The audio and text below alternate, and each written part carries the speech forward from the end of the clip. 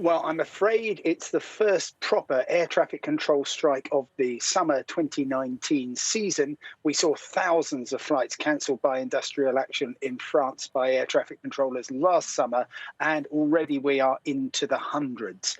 Let me start in France itself.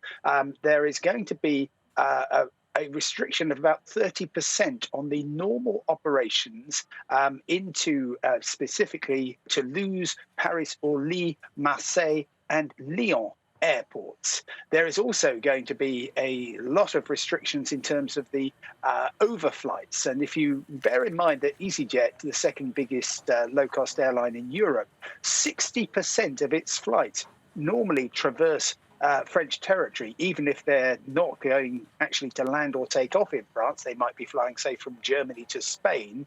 That's going to cause a lot of problems. I've been keeping some sort of score. EasyJet have cancelled 54 flights so far, mostly for tomorrow.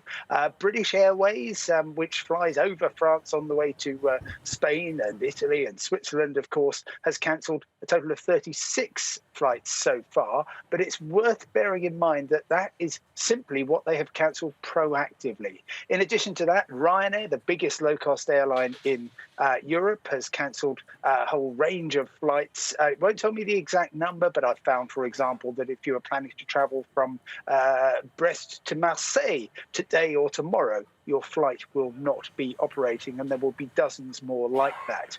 You might, Bell, notice that I haven't talked about Air France, the national carrier, of course, and that's for a couple of reasons. Certainly, they will be affected, particularly in and out of Paris or Lille, their second hub, but Paris-Charles de Gaulle, which is by far the biggest airport in France and also their base. Talking to Eurocontrol yesterday, who organise everything from their base in Brussels, they said that the DSNA, the national air traffic provider, said there wasn't actually going to be much in the way of strike action at Paris. They will be affected by these so-called en route cancellations. But at the moment, if you're flying in on Air France, even though it's a strike by French air traffic controllers, you're quite possibly in a reasonably strong position.